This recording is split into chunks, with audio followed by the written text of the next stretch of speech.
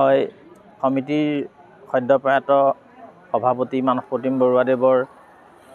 আদ্যশ্ৰাদ্ধৰ অন্তত আজি মিছামৰা সমবায় সমিতিৰ সমূহ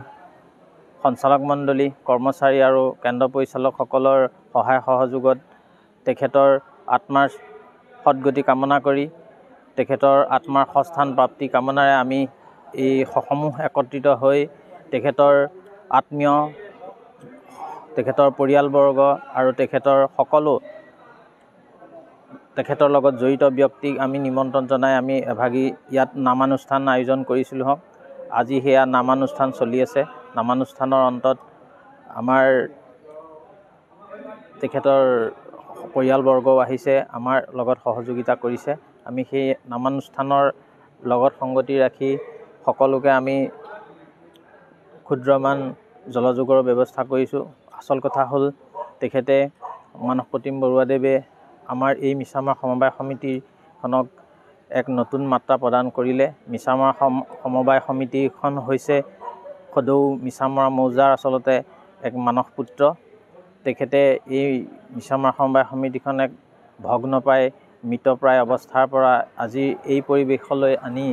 সমূহ মিছামৰাবাসীৰ বাবে এক অমূল্য সম্পদ গঢ়ি থৈ গ'ল তেখেতক আমি আজি এই নামানুষ্ঠানৰ জৰিয়তে শ্ৰদ্ধাৰে স্মৰণ কৰিছোঁ তেখেতৰ বিদেহ আত্মাৰ চিৰশান্তি কামনা কৰি প্ৰভু ভগৱন্তৰ চৰণত সেৱা জনাইছোঁ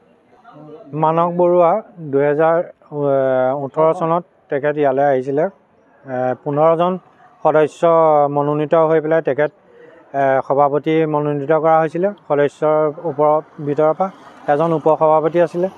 আৰু সেইকাৰণে তেখেতক গুৰুদায়িত্ব অৰ্পণ কৰা হৈছিলে সমবায়খন গতানুক্ৰমিকভাৱে দুৰ্বলৰ পৰা সবলৰ পৰা একেবাৰে সবল অৱস্থাতেই মানসপ্ৰতিম বৰুৱাই পাইছে বুলি ক'লেও বেয়া নহ'ব তাতোতকৈ বীৰেন্দ্ৰনাথ কলিতা বুলি এজন ব্যক্তি তেখেত আমাৰ বৰ্তমান এতিয়াও আছেই তেখেতৰ প্ৰচেষ্টাত বৰ্তমান মোৰ প্ৰচেষ্টাত আৰু কি বুলি কয় আমাৰ যিখিনি বাইদেউ মীনা পাচনি বাইদেউ প্ৰচেষ্টাত আৰু সকলো কি বুলি কয় আমাৰ সঞ্চালকৰ প্ৰচেষ্টাত এই ভৱনটো নিৰ্মাণ কৰিবলৈ তেখেতক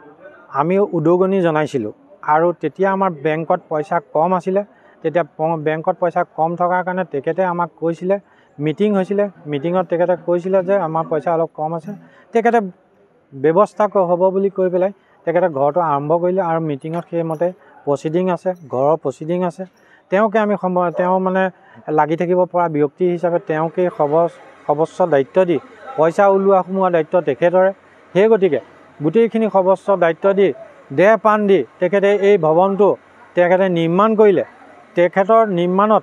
আমাৰ 14জন সঞ্চালকৰে সহযোগিতা তেখেতৰ ওপৰত আছে প্ৰত্যেক দিনেই তেখেতে আলোচনা কৰে যে ইমানখিনি কাম হ'ল সিমানখিনি কাম হ'ল আমাৰ কি বুলি কয় সাধাৰণ সভা বা এইবিলাকত প্ৰত্যেকজন অংশীদাৰকে জনোৱা হয় সেই গোটেইখিনি জনোৱাৰ পিছত তেখেতে যেতিয়া ঘৰটো হ'ল সেইবছৰ সাধাৰণ সভাতে আমি ঘৰটো আৰম্ভ কৰিলোঁ ল'লোঁ যোৱাবাৰ ঘৰটো লোৱা হৈছিলে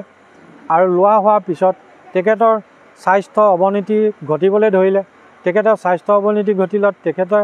দিনক দিনে যেতিয়া স্বাস্থ্য অৱনতি হ'ল তেখেতে সেই অৱনতিৰ কাৰণে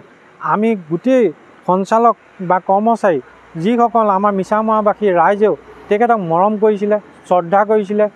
কোনোবাই নজনা ব্যক্তিও আহি পেলাই তেখেতক জানিবলৈ কিছুমান কথা শিকিছিলেহি যে আমাৰ ঘৰত ব্যক্তিগত ঘৰলৈকেও তেওঁ গৈ কিছুমান মানুহক সহায় কৰিছিলে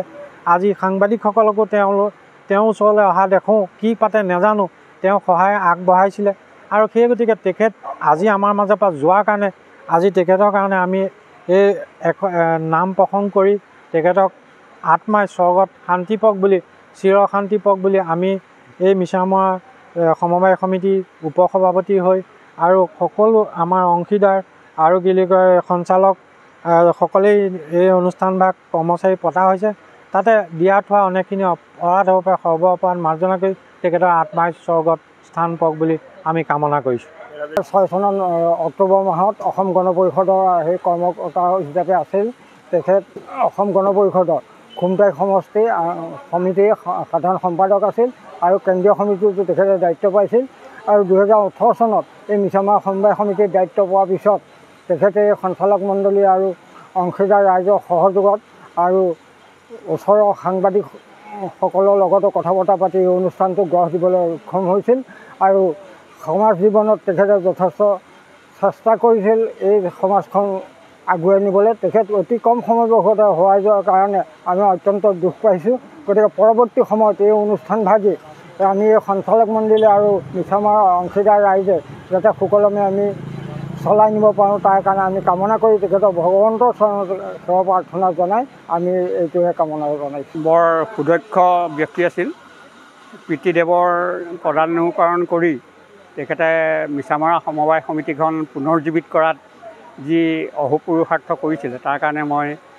এই শেষ মুহূৰ্তত তেখেতলৈ অশেষ ধন্যবাদ জনাইছোঁ। যিহেতু তেখেতে মিছামৰা সমবায় সমিতিৰ এজন কাৰ্যকৰ্তা হিচাপেই সদৌ গোলাঘাট জিলা সমবায় সমিতিৰ উপসভাপতিৰ পদ অলংকৃত কৰিছিলে। তাৰোপৰি সৰ্বভাৰতীয় যি সমবায় সমিতি সেই সমিতিৰ তেখেত হিচাপ পৰীক্ষক হিচাপে নিয়োজিত হৈছিলে। সেইটো আমাৰ কাৰণে এটা গৌৰৱৰ কথা, কাৰণ সৰ্বভাৰতীয়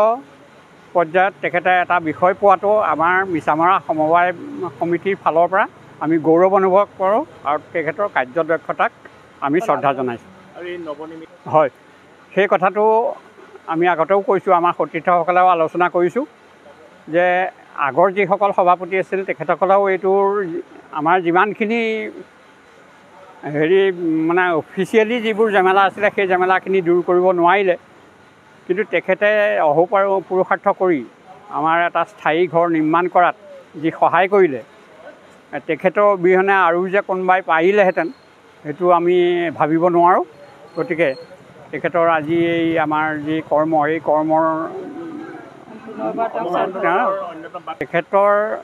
মানস প্ৰতীম বৰুৱাৰ পিতৃ এজন সমাজকৰ্মী, বিশিষ্ট সমাজকৰ্মী আছিল। বিশেষকৈ মিছামৰা খনিকৰ গাঁৱৰ যি বৰুৱা পৰিয়াল, সেই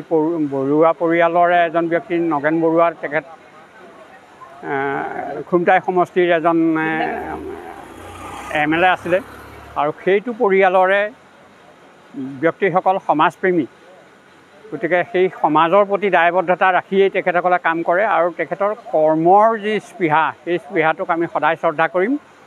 আৰু আজি এই শেষ মুহূৰ্তত তেখেতলৈ এইটোকে কৈ আমি শ্ৰদ্ধা জনাইছোঁ।